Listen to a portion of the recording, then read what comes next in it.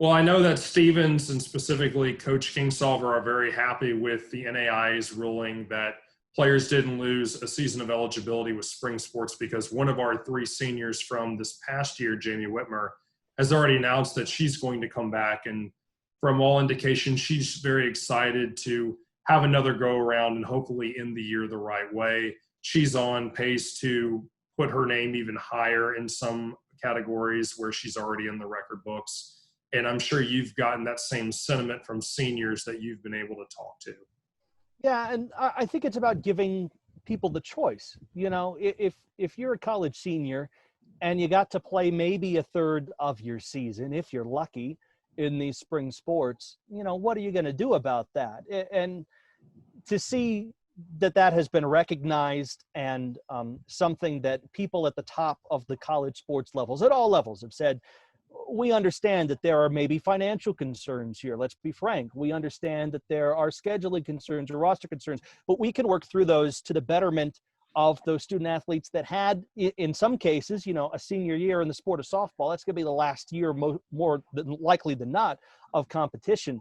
We want to make that be a full and robust season of competition for however long we can and whatever way we can. And listen, if we get back to next February 2021 and see that the situation is not going to be conducive to playing sports, I think that everybody, even the student athletes, would understand, okay, then maybe we had a shot, we gave it our best shot, and it didn't work out. I don't think anybody's looking to say that that's going to be the case. Everybody hopes it isn't, but also I think in the world of sports, everyone realizes that at least to give a chance for things to kind of settle down and have that season played safely and have it be a representative experience.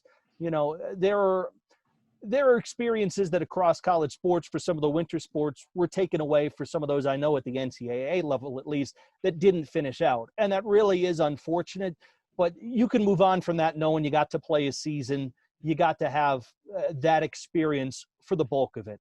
But if you did all this work and all this preparation for a spring season that went away, why wouldn't you find a way to give those seniors a chance to do it on their terms if they chose to? And I think that that has been, once I saw that that was going to happen across the world of college sports, I knew that we were going to see an environment in which everybody wanted to do right by all people as much as they could. And so that going on really gave me some hope that when we get to the next spring season, that we'll see people writing their chapters of their stories on the field the way they want to have it written. And I think that at the end of the day, that's one of the most important things you can consider. How do you think sports coverage is going to change with potential limitations on attendance at games, either from the perspective of how you cover a game to just the overall experience and what it would be like not being in a stadium with 70,000 people or being able to have fans at a Stevens soccer game or a Stevens volleyball match? Yeah, I think that from the side of media coverage, it becomes as important as it's ever been, if not more important to some folks, because you're going to have to be eyes and ears and to give, you know, an analysis of what happened in the game there. There might not be as many people allowed to cover a game. I would expect at the NCAA highest levels, and I don't know this for a fact, but I fully anticipate that you'll see limitations on the number of people who can be, say, in a press box or in a facility or even on a sideline, because the gathering in and of itself is enough of a large event that you want to keep everybody's concerns. So for the people who can't be there, that sort of coverage is going to be important. I wouldn't even be surprised to see, say, in the broadcast medium, when you talk about webcasts, and it's something that's been done at the college level in various places for a long time, but you'll see the rise of just, all right, the home broadcaster's got this one. We'll take a general feed and, you know, both sides might take it. I think we could see a resurgence of that. I would fully anticipate, you know, one person per outlet could be a thing for a while at some locations, and at other locations it might not be as necessary or necessary at all. I think that's going to be a very localized decision in the end.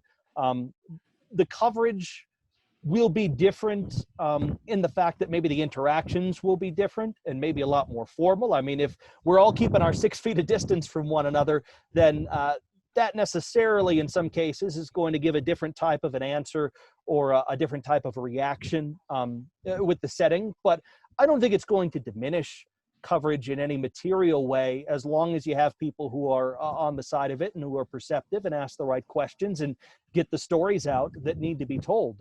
I think that that continues and becomes very important. Just the manner in which you have to do it, I fully expect that we're going to see changes there. And for however long that has to last, we'll just all go on and roll with the punches. Switching gears a little bit, women in sports media, there have been more women getting into the field, especially in the last decade. And Stephens College has always done a great job of promoting women in the workplace, regardless of the field. But Stephens has been great about putting a lot of people in front of a camera, some in sports, some in film, some in anchor positions. What have you seen from the ever-changing field with women in sports media? I mean, most notably, Natalie Jones moving over from KOMU to KMIZ, with Tyler leaving to go to Vanderbilt and enter law school. Yeah, I think that, first of all, it's extremely important to see an expansion of women's roles in the sports media, because women are sports fans. I don't think it's any surprise to anyone that obviously you need to have that representation that is reflective of society at large, because it brings in a diversity of opinion, it brings in a diversity of insight and a diversity of voice, and it's something that absolutely should happen. I feel like, just looking in the world of baseball broadcasting at the professional level, Melanie Newman just got a job with the Baltimore Orioles and is moving to the big league club to be a regular voice, play-by-play voice for the Orioles and mix in with their talent. And Melanie Newman just a couple of years ago was working in the minor leagues, doing an excellent job, being very engaged on social media and being a great personality. I think where sports media ought to go, and where it is going now, is if you've got the personality and you have the insight, you've got the job. It's the way it always should have been. And it's the way it increasingly goes now, for the better. And for a place like Stephens, obviously, it is paramount for that sort of inclusion in the workplace and that sort of experience, broad-based, whether it's with the Stars and as the athletic department, or on the side of, getting some of that coverage. It's invaluable. And it can start from anywhere for anybody. It's not saying that, there needs to be more of one or less of the other, but women have been underrepresented in the sports media for a long time. Minorities have been underrepresented in the sports media for a long time. When that representation, when you can take a slice of that and you can say that slice looks the same as the United States of America slice, that's the ideal. And that's what we'd all like to get to. So I think it's excellent. I think that the trend will only continue. And I feel like seeing those reflections, not just locally in mid-Missouri, but across the country, it's only going to increase, and only for the better. In the last 2 decades, there's been an explosion in the popularity of women's sports. From a coverage standpoint, what have you seen with that? And what are some of the women's sports that you cover, and how do you approach that coverage?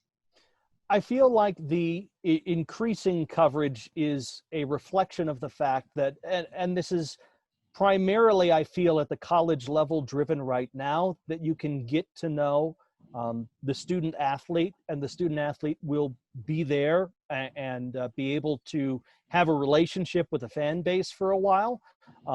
Now, someday that might be changing. I know that the WNBA, has its draft, and as that league expands, perhaps you might see some female student athletes jump from that level of women's basketball up to the professional level early, say the one and done, and things like that. That day, I guess, when it comes to gender equity, I hope certainly comes. In the world of softball, I know National Pro Fast Pitch has given those sorts of opportunities as well. So generally speaking, the bulk of it has been driven at the college level. And what I think is so great about that is there is an increasing recognition that, the sports are still the games.